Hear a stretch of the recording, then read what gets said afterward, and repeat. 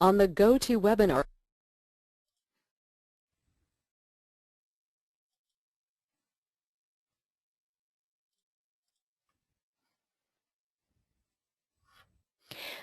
Welcome to Module 2 of our 3-part ELL webinar series. My name is Lauren Bernero and I will be presenting the webinar today. It was developed by Maria Spuma, ELL lead teacher in the Early Childhood Department. This webinar will review second language acquisition stages 3 and 4. Hopefully you've all viewed Module 1. This webinar will provide information and strategies for children who are further along in their second language acquisition.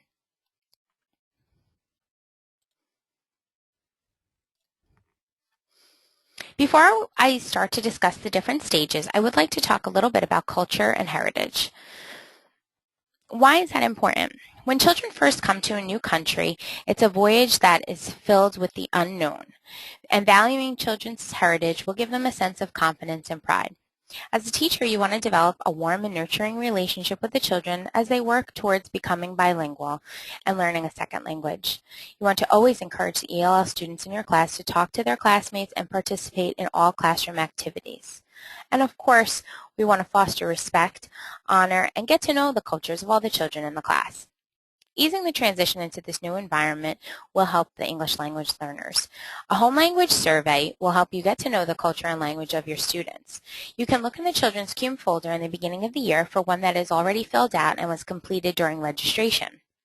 If one is not present in the CUME folder, you can ask the parents for this information, and it is valuable. For example, a child from India does not speak Indian. There are many different languages spoken in India, and it's important to know which one is familiar to that child. And this will help you in the event that you need to also find a translator in your building. You'll know specifically what dialect the child speaks. Another example is that two children may speak Spanish. One may be from Mexico and one may be from Spain. Their experiences will be different. Their language might be a little bit different. There might be some nuances of the Spanish language. And teaching these children effectively will depend on respecting those differences. This chart was created by the family of a student at PS6 in Ms. De Los Santos' class. It contains items, people, events, places, and things that are familiar to that specific child. As a classroom teacher, what can you do to develop a sense of acceptance and sensitivity in your class? Well, you can always ask parents to come in, do a finger play, a story, a chant, or even a song from their culture. You can display pictures from different places around the world, different structures in your block area. You can display some multicultural artwork in the art area, or ask parents for authentic dress-up clothes or household knickknacks for your house area. In this picture, this is an adorable little girl in Miss Lena's class and at Busy Place, and she is dressed in her own culture's typical clothing for a cultural heritage celebration.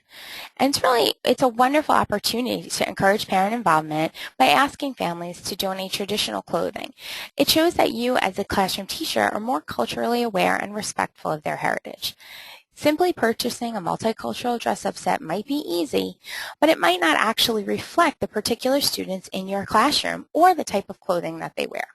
Let me give you an example. Imagine that you left the United States and became a student in Pakistan, and your teacher, to support your culture, wanted to add quote-unquote American clothes to the house area. Well, as we all know, we all dress a little bit differently in the United States. So she may choose cowboy boots and a cowboy hat to represent your American culture, but that's not necessarily something a typical New Jerseyan might wear.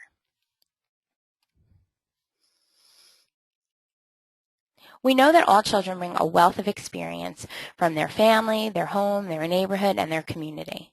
Children with diverse linguistic and cultural backgrounds have stories and experiences that are unique. So we want to give children the opportunity to share their individual drawings, their music, and also literature from their home country and their home language. In Miss Cleveland's class at Old Bergen Child Care Center, she brought in photos of multicultural structures and hung them in the block area. The children then tried to build and draw their own structures. And it's amazing how closely some of the children's drawings resemble the actual structures. The teacher took dictations, of course, about what the children were saying about their structures. So it's another way to incorporate different architecture from around the world that might be more familiar to children. Children may come into your classroom and they may come from a place where they don't ordinarily see tall buildings or skyscrapers, and then they may end up at PS 16 in downtown Jersey City, where as soon as they walk out of school, that's all that they see. So it's a good opportunity to have various structures displayed in your block area. I'm going to talk about stages 3 and 4 of second language acquisition. You may have heard the term telegraphic speech. This term simply means that in this stage, the children are using a few content words as an entire utterance. This is the same stage that toddlers go through when they're learning their first language. So in the classroom, this will most likely revolve around the identification and naming of different objects in English. So as a teacher, you may ask, what's this, what's that?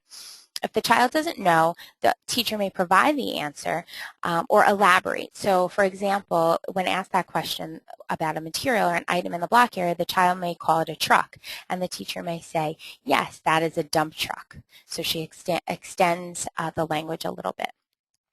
Also in stage 3, we hear what's referred to as formulaic speech, where children start using chunks of language and phrases together. Students in the stage have about 3,000 words, and they may also start to initiate conversations. In stage 4, children are speaking English with others and using more meaningful phrases and sentences. This is referred to as productive language use, which simply means that they can begin to build their sentences, not just continue to repeat choppy phrases or names for individual people and things. At this stage, they have about 6,000 words, using more complex sentences, as I said, and they may ask questions to clarify what they're learning or what they hear. They'll be using strategies from their native language to learn content in English. Here are some general strategies for English language learners that will help when working with these students in your classroom. Very important that you need to speak more slowly. No one knows that better than me. If you know me, you know that I tend to speak really quickly. In my first 2 years of teaching, I was at number 11 school, and I had children from various countries who spoke various languages, and I really needed to reflect on my own teaching and keep in mind that it was important to speak more slowly when I was instructing the class, as well as speaking with the parents. Use gestures, use your body language, anything you can to get across meaning to English language learners. You want to, of course, make your lessons visual, and this is a strategy for every learner in your class, not necessarily just those students whose first language is not English. You want to use photographs, drawings, and charts to introduce new vocabulary, new concepts, and of course labeling things around your classroom. Here's an example of an effective use of a chart that links vocabulary and photographs. This is from Miss Amy's class at Happy Face Child Care Center, and in this chart, English language learners can easily understand the new vocabulary of feeling words, as the words are accompanied by a picture cue and a photograph.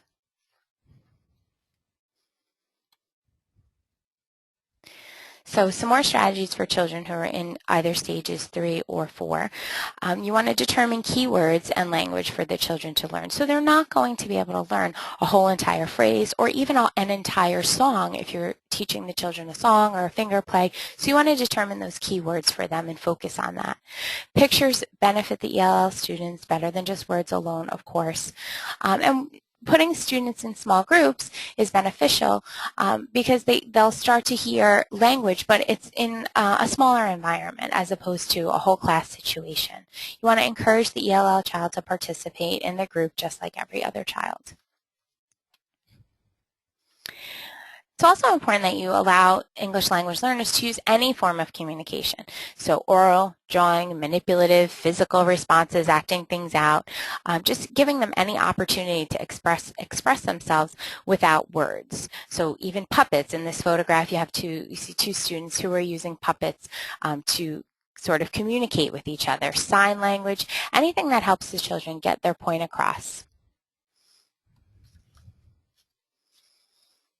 In addition to the general strategies that I mentioned, I'm now going to go into more specific strategies that will help during various parts of the daily routine. So first we'll start with greeting time, usually the first part of the day, the message board. In creating a message board, it's really important that you have visual signs and even concrete objects sometimes on the message board, and that you use repetitive songs and rhymes in the morning time when you're having your greeting.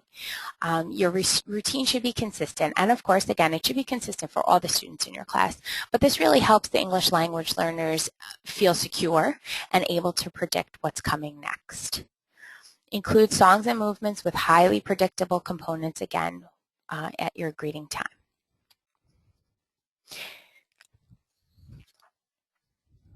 Here's a photograph from a schedule from Mr. Gomez's class at Happy Face, and he uses real photographs of the children during that time of the day on his schedule. So here's a picture of greeting time, as I said, and it's important because English language learners may not understand the part of the day as well if you're using maybe a stick figure drawing or a store-bought sign, because it doesn't look exactly like what he or she is expected to do at that part of the day.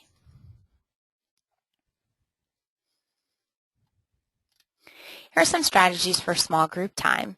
This is a great time to work on oral language with English language learners because, of course, you're moving from one child to another, you're repeating their language, whether it's their home language or English, you're repeating what they're saying, and you're building upon it and adding some additional vocabulary when you can in their conversation.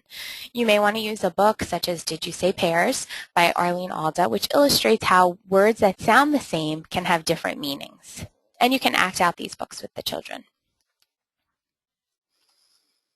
During work time, of course, you're going to engage in parallel play with your English language learners and naming a lot of the objects that he or she uses. It's important to have that running dialogue where you're kind of narrating things for the English language learner.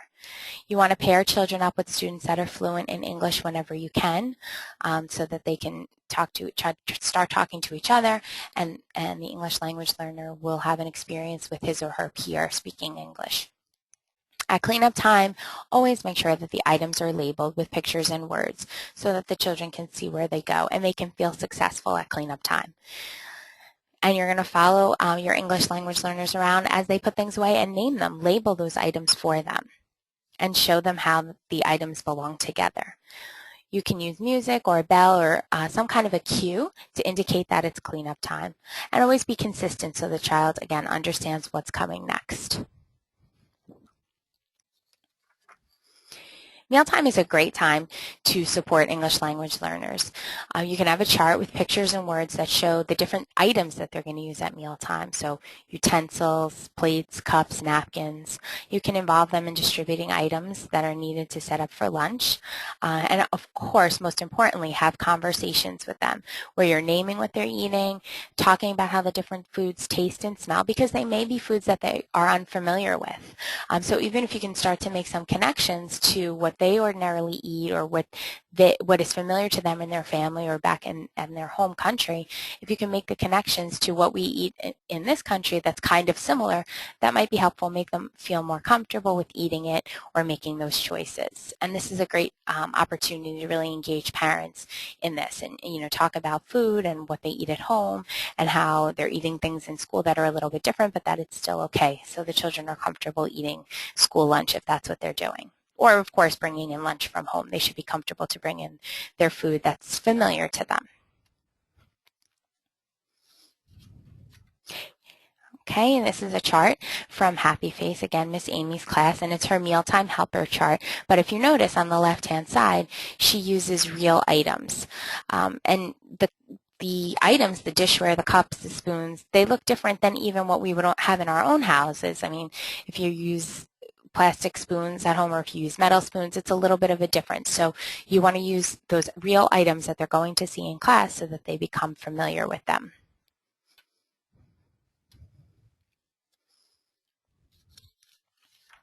During large group time, you can pair a child with an English-speaking child, second language learner with an English-speaking child, and have them work cooperatively on a game.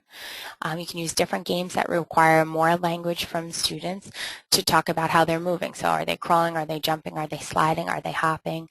Ask them to show you and tell you how they will do it, giving them the opportunity to make choices about how they're going to move.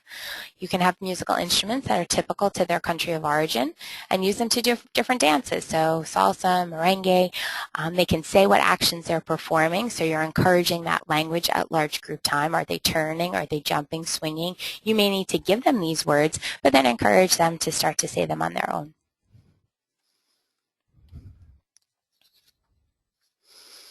At outside time, it's important that you find culturally relevant outdoor toys. So for example, children who come from Italy, Haiti, South America, they might expect to see soccer balls on the playground, and that might not be something you would commonly use during outdoor time, but it would be a way to familiarize them with an outdoor item that you're going to use in school that they have used at home as well. But also keep in mind that different cultures use different terminology. A good example, of course, is that football in Europe is called, the football in Europe is what we traditionally call soccer in America. So that little difference may be something important to clarify for an English language learner. You want to use clear language to describe their actions, such as up, down, fast, slow. And of course, again, use body language to demonstrate skills such as throwing, catching, climbing, because they may be able to do the action, but they just may not know the word for it. Transition times can be especially difficult for English language learners, so you really want to make sure that you're planning for transitions and keeping those transitions simple and concrete. So using songs, rhymes, instruments that are consistent so that English language learners will associate them with that part of the day that they're transitioning into. Have children say where they're going, how they're moving, acting things out, and then referring to a photo or picture schedule is important, and it helps English language learners to become aware of what's happening next, as well as any schedule changes that might be happening during the day. To end, I would just like you to remember that the key to helping all your English language learners is parent involvement. In this picture, a parent has come to read a story to the class, and she's reading it in her native language, which is a dialect from India, and the children, of course, will feel more comfortable because someone in their family is coming to speak in their language, but it's also going to help them feel more confident and more likely to take risks in learning to speak English. So this way, we let children and families know that their home language is not only accepted, but it's also valued as part of your classroom community. Thank you for taking time to view this webinar. Please remember to complete the assessment for Module 2.